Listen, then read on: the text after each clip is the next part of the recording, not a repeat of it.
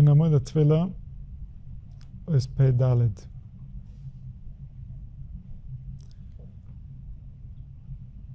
יחשב כשמספלל שבאוסיס מסלבש השם יזברך.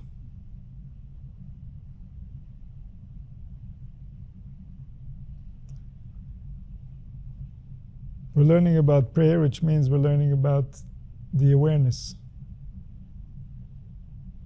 We're learning about how to use awareness, how to focus awareness. Because this is the life force that we're handing out.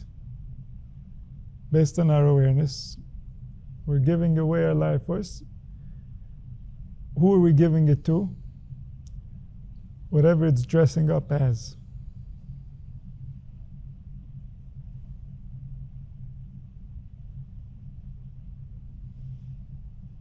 And so, when we're praying, we should be aware. What should we be aware? We should be aware of our awareness. Because that's where the prayer is starting to dress up the source that created all.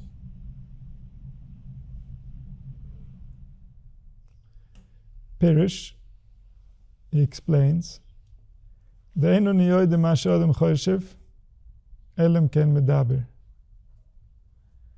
We can't know what a person thinks until he speaks. And speech would include any type of language, or even if he's giving us some type of clues with his behavior or body language or whatever movement is part of the language that's manifesting from the thought, and therefore you know. But the thought itself, how can you know? You're seeing the consequences of thought, and from there you're understanding what's going on in the thought. And so the world of thought has no expression to the conscious mind on the outside of the person. And so we take what comes out of the thought, which is the words, which is the movements, and from there we understand what's going on in the thought. And so he says, Nimtzo, harei hadiber malbish lemachshava. The world of speech is a dress to the world of thought.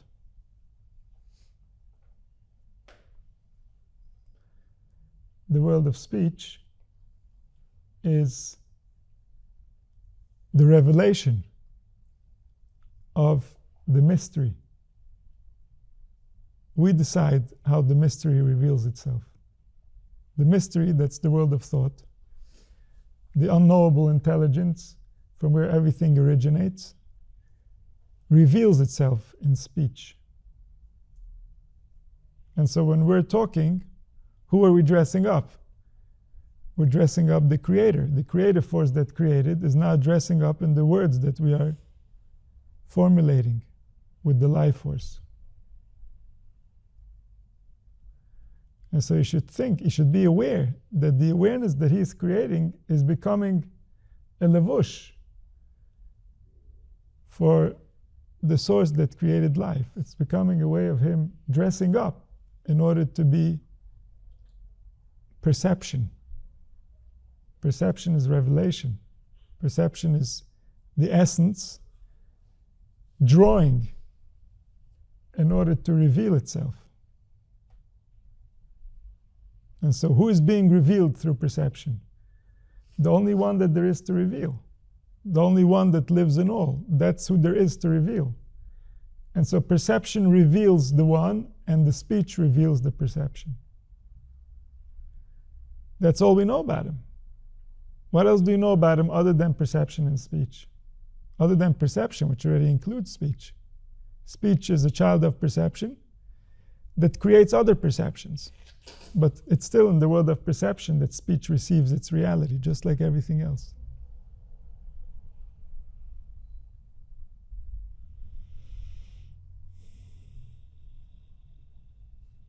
And so the speech is a dress for the thought is a dress for the Infinite One, and therefore, as he speaks, he should be aware that through his awareness, he's giving address, and then he's expressing it into words. V'yomer b'libo, you should say in his heart, Melech Godel Kazeh, such a big king, Ani Oseh lo Malbish, I'm making for him a dress. He hired me to make him a dress. I am his PR, poor king. That's the best he can afford. And so therefore he should take his function seriously. He should do it with all his heart. Really, lasses b'simcha, I should do it with happiness at least. If the king chose me in order to dress him up, I should be happy when I'm doing it. V'yidaber b'chol koicha, I should speak with all my might. Ki b'zeh nasa achdus imo yizborach shmoi, through this he unites with him. He unites with the source by realizing the nature of reality and how it takes place. Ki koichoi be'ois ibo'ois shoyra HaKadosh Baruch Hu nimtze hu achdus imo yizborach shmoi. He is putting his life force into the sound that he's creating. And so then, his life force is fully invested in his voice. That's what he's doing as he's praying. And what's the intelligence that's in the voice? This is the creative force of the creator trying to find its way home. And so that force that's trying to find its way home, that is the creator himself. That's his own impulse that's calling itself to itself. And that's what's taking place within the prayer, is that the creator is looking for himself. And so when the person's entire life force is invested in the prayer, he is meeting the creator within every sound. Every sound which is revealing the impulse of the creator to search for himself also contains within it this entire soul that's dedicating itself with devotion to the source. And so within that sound, creator and creation meet. Creation is surrendering to the impulse of the creator that's within it. And so there, within the letter, HaKadosh Baruch Hu is, and he is, Nimtza hu achdus imo yizborach shmoi. It means that he is uniting with HaKadosh Baruch Hu within the letter. Over there they can both rest together. There's one desire that unites them, that makes them into one soul, into one being. Because desire is the name of the soul. Desire means, why is there such a soul? Because there was a desire. What was the desire? That's the soul. That's what's driving, that's what's animating that being. The desire that that should exist as it exists, that's what's animating the being. And this, we live with this without noticing how we do it. Like, for example, a table. What turned the table from a piece of wood into a table? Human desire. The human intention, the human desire for the table to be a table is also what brought all the parts of it together, and also what made it function as a table. Otherwise it would be a piece of wood that has the shape of a table, but it wouldn't be a table. If a human being didn't have an intention or a desire for it to be a table, then it wouldn't be a table. Table is something relative to a human being. And it's the desire within the human that's the soul of the table. It's the desire within the human that's the soul of the words. It's the desire within the human that creates all the different forms, and the human himself is no different. The desire within a human created the human. And that's the soul of the human. And so the desire within the creative will to create a human in the first place, that desire, that's the soul of everything. That's the big soul that we're all worshiping. When that desire will be fulfilled, then the human will look the way that the intention was, then everything will make sense.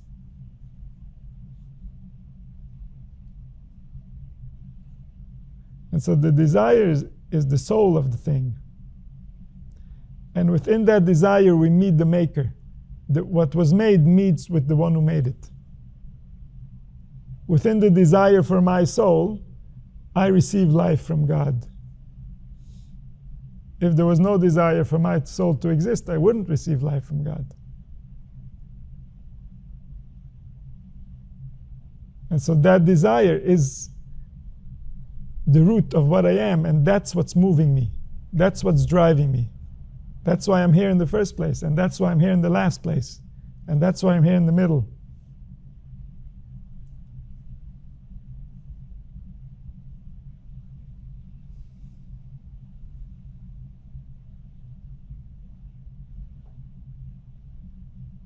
And so in that desire you meet the Creator. In that truth is the source of life that gives everyone life. Within the letter is the desire. Within the letter, creation meets Creator. The letters are like coming out from the root, from the source, from the intelligence that is all, into our receptacle so that we can interact with those letters.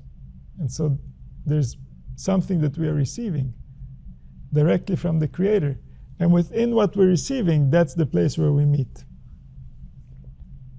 That's the place where we interact with Him, is when we're receiving. What are we receiving? We're receiving life. That's we're receiving all the time, but we're also receiving flavors of life through letters and words and meanings and spirits. And so the root from where we're receiving that, if we want to meet that root, how are we going to meet it? By focusing on that. As it's coming out, oh, it's giving it to me. Oh, face to face. Not, oh, I'm busy with other things and the root is sending me thoughts. No, I'm looking at the root of those thoughts and I'm receiving my thought. Thank you.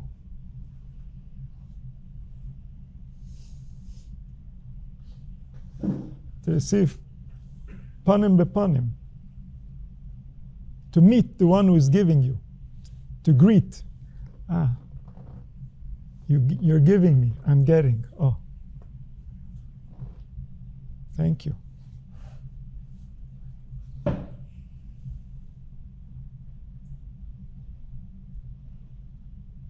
And so the letter is that meeting place. Because you're receiving right there. Your life is receiving its vibration. It's receiving its flavor. It's receiving its own distinct purpose of the bigger will of why it is and what it is and what it needs to be and what it's striving for and what it's eventually going to make happen.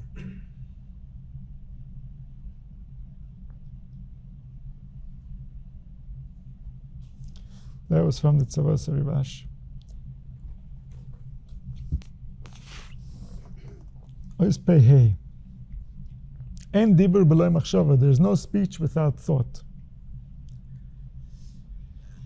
Ki m'koydem choshev ma sheyidaber. First he thinks what he's going to say. V'ha'ine k'shechoshev koydem atfila ma sheyidaber v'fnei mi yidaber bevade tipul alav yirebusha she'ye yorem min hadiburim atzmam. כשנוסן הליבה שואל עם הדיבר, היא השכינה כביכול מדברת בוי.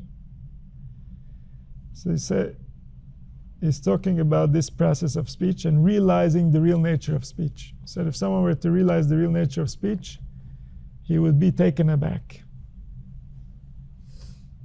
He wouldn't be able to just open his mouth and speak. He would start shivering from the fear of the letters.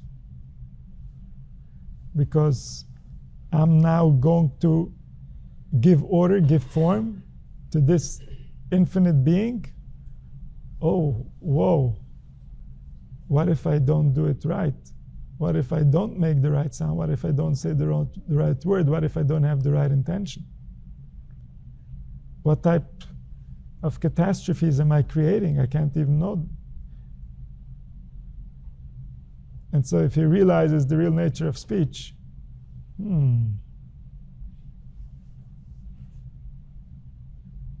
little less quick to speak.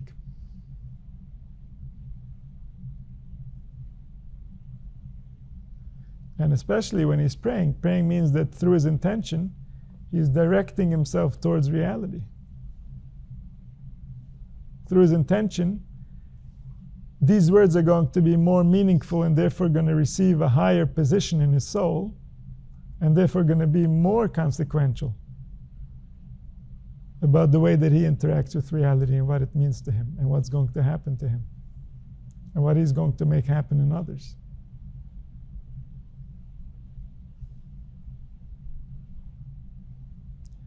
And so therefore he says, he's going to be scared of the words themselves. I'm sending out these words, but I have no idea where they're going and what they're going to do. Maybe they're going to come back and bite me.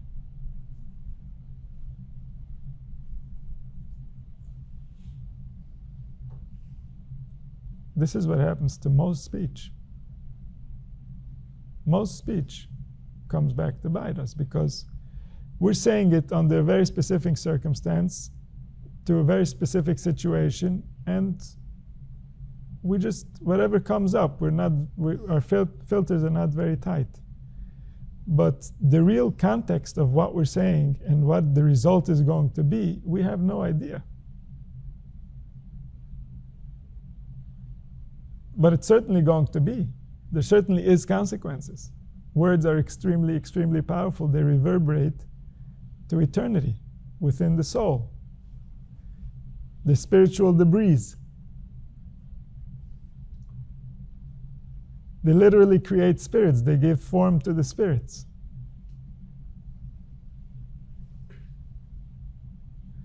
And so those spirits we take with us, the spirits that we created, are parts of our soul. This is her treasure. This is what she comes home with. It's all the spirits she gave birth to while she was in the body. And so within those spirits are more powerful spirits, more meaningful spirits. They have a lot more impact on our journey. And they can happen at any time. It's not like the morning before a big spirit is created, we get any type of indication. It's a regular day. And suddenly a big spirit gets created, for good or for better.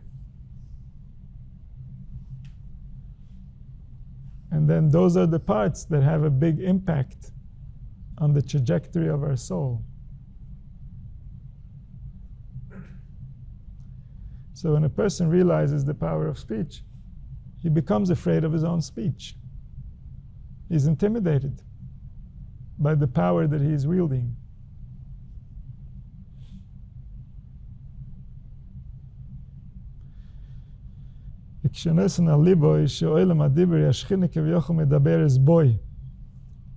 Speech is a world. You're just one of the people that can create content in that world. Everybody's creating content in that world. But that world as a collective is the face of the Shekhinah, is the face of creation. The world of speech is where creation gets revealed. And so it's the face of the Shekhinah. And that means that the Shekhinah is speaking within him. The world of thought, the world of essence, is speaking through him. That's what's taking place. That's the nature of it. The essence is being revealed through him because he gets to speak.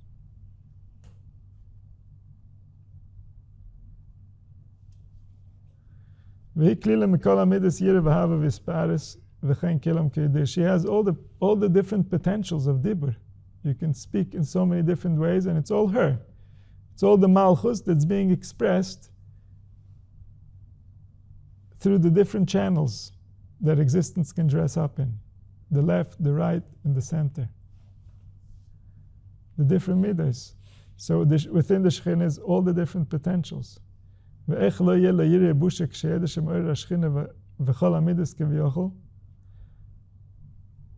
how can he handle this responsibility? How much does he need to really invest himself in doing it properly? Because he's dressing up everything. Everything is dependent on him, that he should justify their existence, because otherwise the Shekhinah becomes meaningless. Creation itself becomes meaningless. The ultimate purpose is not revealed, and then everything seems to be just chaos. Everything seems to be a cruel joke. And it's only because the medaber is not doing his job.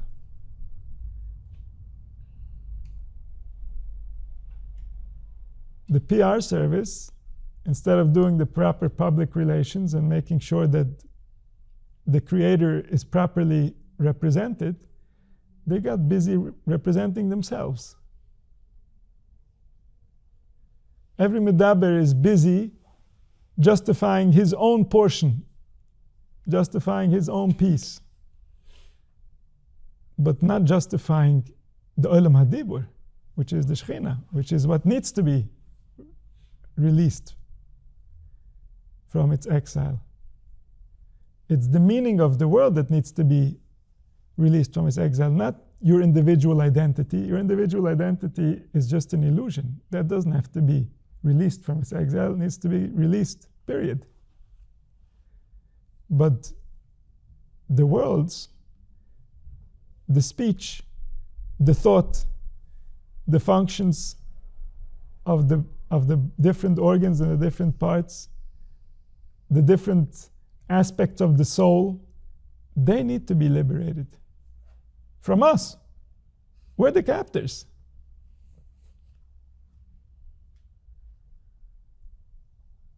We have captured speech, and we're enslaving it to things that don't belong. We're enslaving it to the individual will that is also misguided at the same time. We're enslaving the world of thought to all kinds of illusions. We've taken the Shekhinah captive. We have to release the Shekhinah. We have to represent the world of speech appropriately, so that the world of speech can be free. Then humans will flourish. And so when he realizes that the Shekhinah is the one really that needs the speech. It's not about him, it's not about his individual situation or his individual struggle. That's just his story. That's just what a lot of craziness has led to. But it has nothing to do with the essence of what's wrong with this place. What's wrong with this place has to do with the collective problem that we have that was here before we were born. As good as we'll be, we won't fix it. Only if the collective will change, we will fix it. There's no other way to fix it. Anything coming into this chaos is going to get ruined, is going to get damaged. Any soul, no matter how pure. By the time it gets to know itself, it's already going to be very confused, covered in all kinds of filth, in all kinds of confusion, in all kinds of illusion. And so this is a collective problem. This is not an individual problem. This is not something that we've created. This is a problem that belongs to the Shekhinah. We came to help the Shekhinah. We came to liberate speech. We came to liberate thought. We came to liberate soul.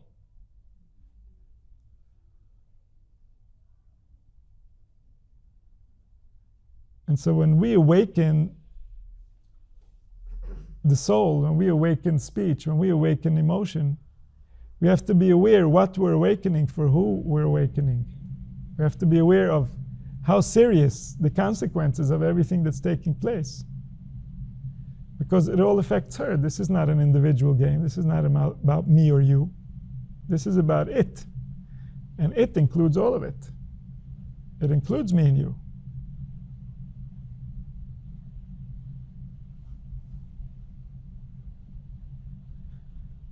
וזהו, עושה דבורי שעושה מדיבור מעשה. The Pasuk says that those who are עושה דבורי, so usually we explain that to mean they do his word, meaning he commanded and they do. But he says no. It means that they take their olam adibur and they fix it. And therefore they're called oisei devoroi. They return the dignity to the world of speech. They do speech right. They do speech properly. And by doing that, they're misakin the Shekhinah, they're misakin the worlds. They're expressing within the Shekhinah things that beautify the Shekhinah. They make her look beautiful. They make her husband desire her more so that he will return home.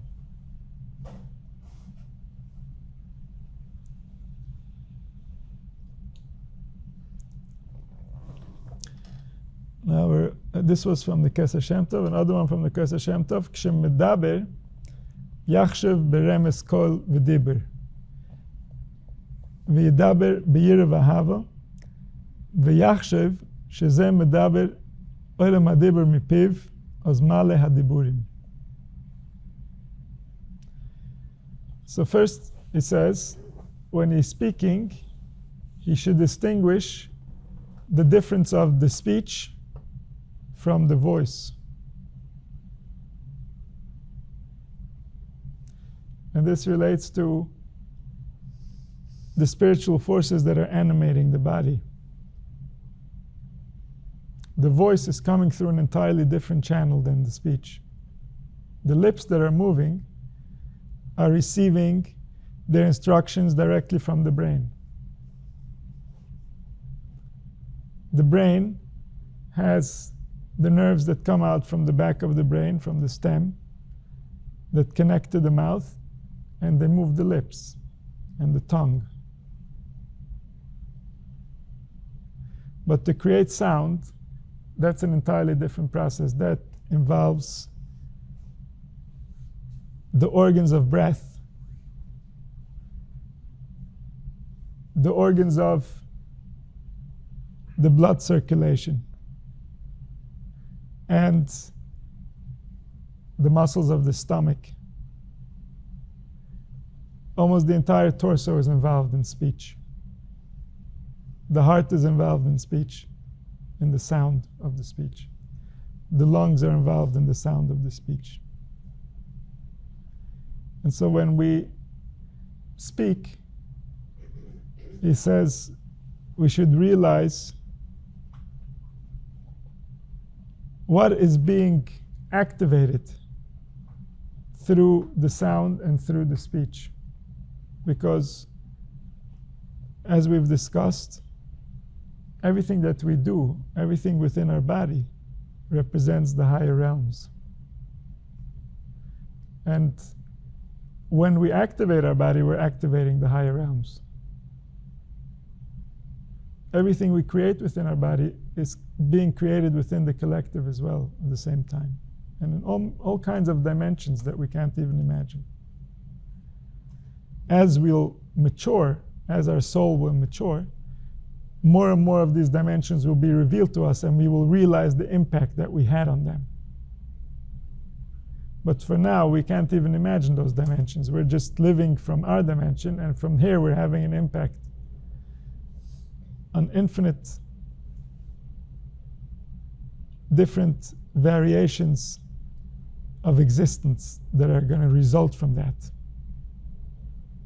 Because even our own existence is a result of that, and our own existence continues for eternity. And all the different dimensions that are being impacted, many of those dimensions continue with us to eternity. And so when the voice is activated, this activates above what's called Ze'er Ampin, the 6 midas, Chesed, Gevurah, Tiferes, Netzach, Hod, Yesod. The voice itself, the sound that comes out, that's the Yesod. That's the collective of the 6 midas.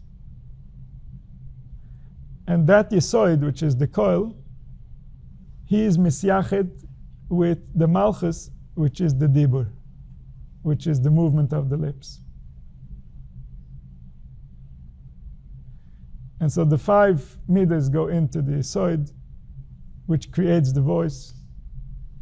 And the voice goes into the lips. And there it receives an interaction with the Dibur in order to become a Dibur. That's the relationship between the Yesod and the Malchus that creates the child, which is the Dibur, which is the result. And then it goes forward with children and children's children as it has the impact on the brain and the meaning. And then the entire process starts over, because now that new meaning in the brain is going to result in new movement of the lips and in new awakenings within the heart and within the lungs in order to create more speech. And then the cycle continues. So then one speech is a child of another speech.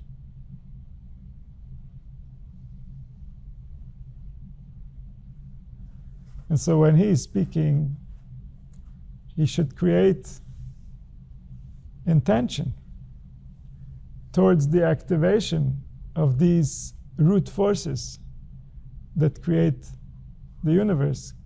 How do we know these root forces? How do we call them? Kitchabrichu is the 6 midas. Ishchinte is the Malchus. So every speech is L'shem yichud kitchabrich ishchinte, to be meyached the midas, which are being represented within the voice, and the manifestations which are being represented within the speech.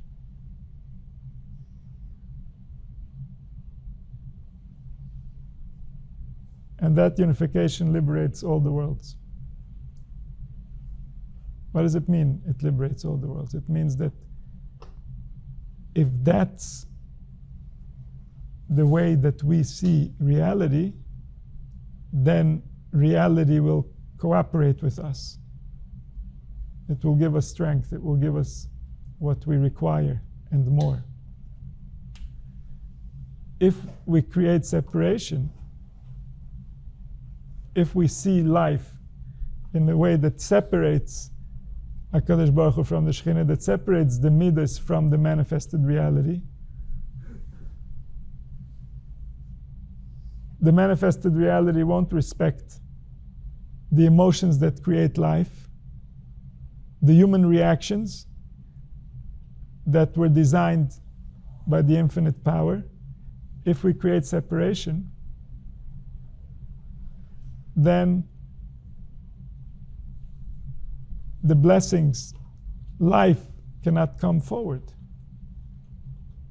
Then the voice and the speech don't cooperate with each other.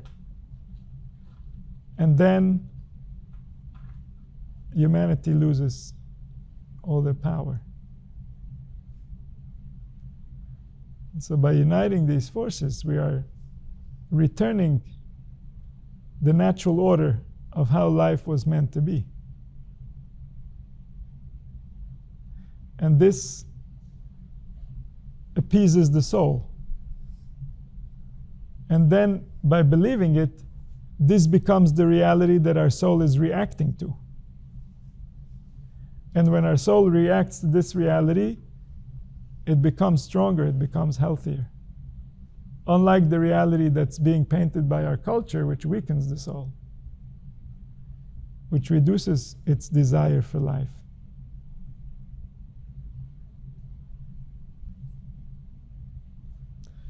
And so through the intention, he awakens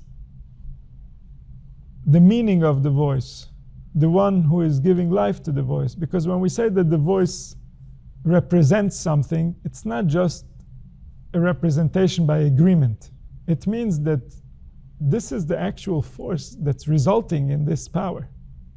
We have a power of a voice. Okay, we're used to it. We think it's normal. But what does it really mean to have a voice? To have a voice means that you're receiving power from the one that can express emotion. Without that intelligence, voice cannot be formed. Voice has to know how to be voice. And in order to know how to be voice, it has to know all the different particulars of emotion. All the ins and outs of emotion. That's part of the wisdom of creating voice. And so when we're using voice, we're activating the intelligence that is in charge of emotion. When we're using speech, we're activating the intelligence that's in charge of manifestation. It's not simply a representative. It's the actual thing itself as it's dressed up in our level, in our place, in the way that we experience it. When we activate it, we're activating all of it. A part of the whole is the whole. And then the way that we're activating it, we're actually creating this interaction. We're creating the relationship. We're making it real.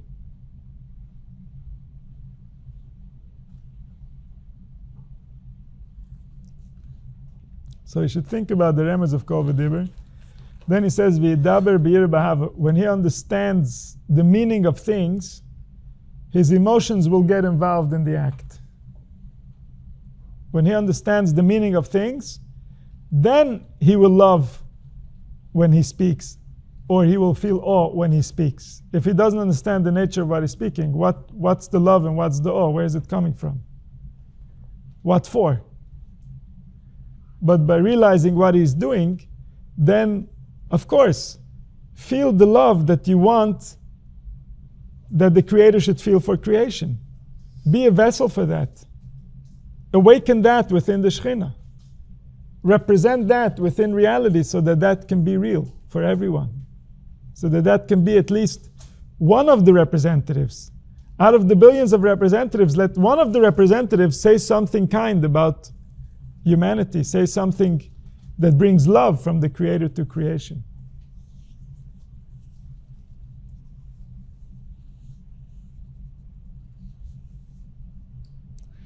ויחשב שזה מדבר עולם הדיבור מפיו. The world of speech is using him to manifest. He is a channel for speech. He can do speech. The world of speech needs someone to represent it accurately, so the world of speech is using him to manifest. So when he has this intention, oz mala diburim, then all these words are going to help the world of speech. It's going to elevate speech to become something that it was really meant to be. The way that we use speech today is not what speech was meant to be. Not only is it not what speech was meant to be, speech is not allowed to be this. The way that we use speech, we're using speech to damage the souls, to damage the world of thought. And then the essence cannot be manifested.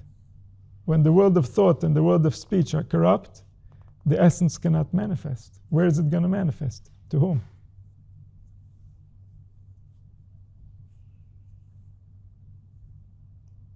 And so when we give speech its proper place, then the Shekhinah gets glorified. Then the essence can be more revealed. Then we can get closer to the truth. Then our organs can contain more of reality.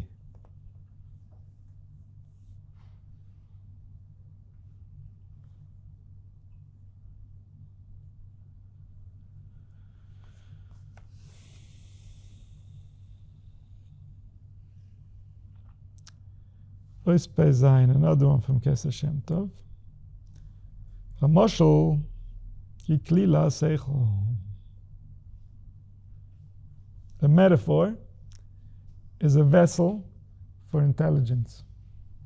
So if I have a secret that cannot be revealed because the people are not mature enough to hear my secret, I can still tell them a metaphor.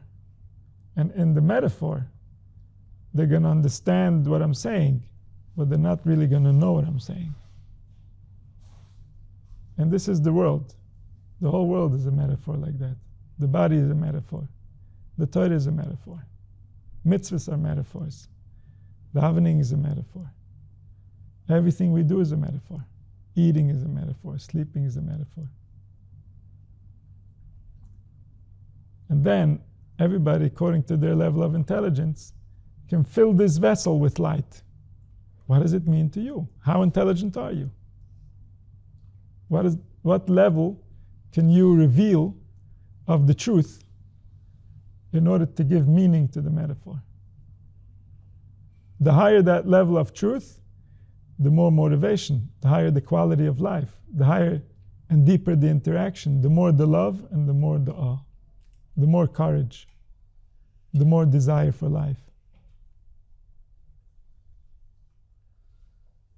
Because the metaphor of life, which is the vessel, has received a lot of light, which is meaning,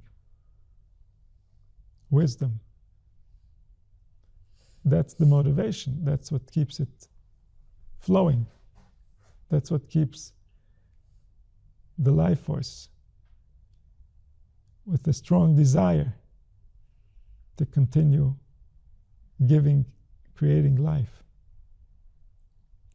And so the metaphor is the vessel for seichel. V'chein, the same thing, adibur, the speech, ukli lamachshava, is a vessel for thought. So if I have thought and I want to put it away for later, I put it in a vessel, which is words. And then if I'm afraid I'm going to misplace the vessel, I put it in another vessel, which is writing. So now it's an objective vessel. I don't have to remember anymore. I can come back to the vessel that's outside of me, remind myself the words, and within the words I'll find the intelligence that I wanted to store, the thoughts that I wanted to keep safe. And so the speech is a vessel for the thought. כשמדבר בלי כוונה הוא שבירת הכלים. שאין חייז בכלים. If he's speaking without intention, those vessels are broken vessels because they have no light. And so anybody that's listening to those words is receiving an empty vessel, receiving broken pieces of soul that have no meaning, that have no real direction, that have no real purpose. It looks like it's human, but it's not really human. It doesn't really have the divine spark because there was no soul. And this has so many levels. So what is intention that gives words life? That depends. It depends. What does life mean to the one who is uttering the words? Because the meaning is what creates the desire, and as we've said before, the desire is what becomes the soul, because that's what's moving, that's what's making something manifest. And so the intention has many layers of desire. How did we get specifically to this desire? It has many different layers of interpretation. What does life mean in order for us to get to a specific desire? All these intentions are part of the vessel that are receiving this soul, which is the root of what am I trying to accomplish over here? What is this movement all about?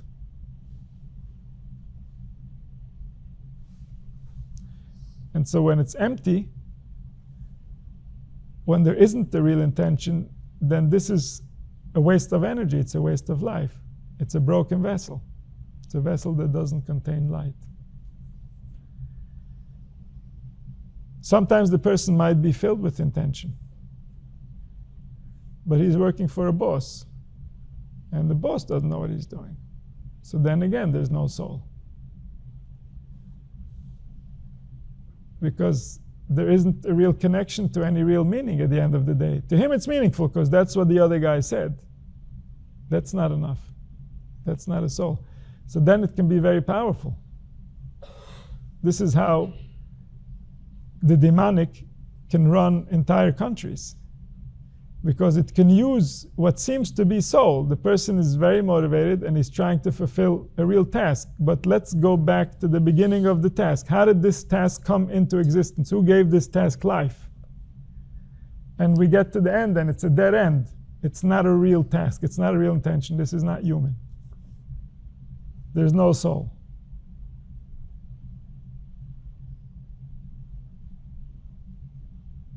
And so when there's no soul in the leadership, there's no soul in the whole organization.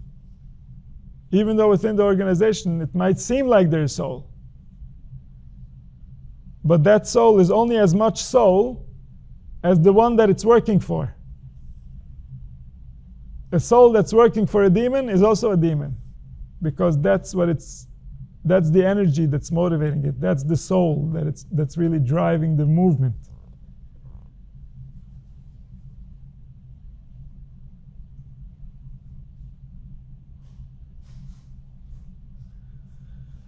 And so those are the broken vessels. There's no life in those vessels.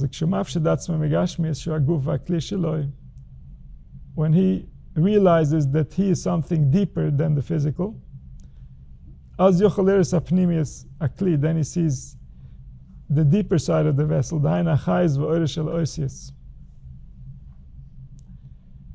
When he realizes that he is not a body, he also realizes that the letters are not bodies.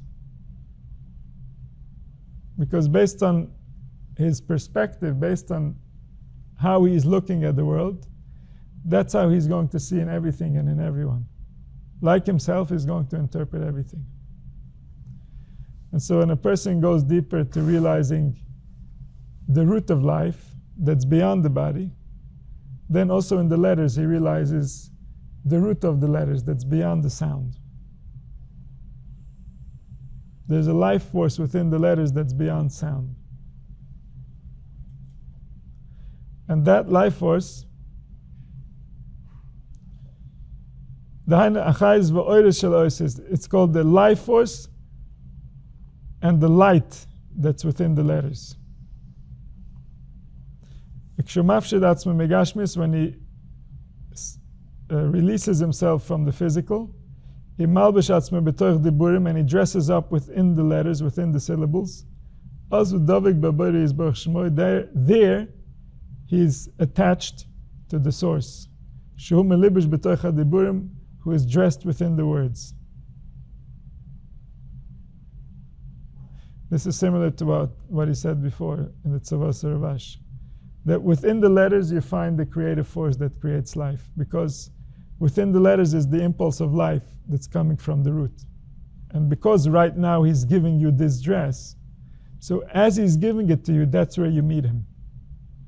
He's always giving you life, but that's a continuous transfer. There's no movement there. So you don't see him moving. You don't see activity. But when you focus on the letters, the syllables, as they're being released from the source, from the infinite possibilities, then as they get revealed over there, you're interacting directly with the root of life, with the source of life. That's where you're receiving from him. And there you're attached to him. There you can cling to him. Because he is dressed up within the words. He's the one that's being dressed up. Isn't it the life force that's being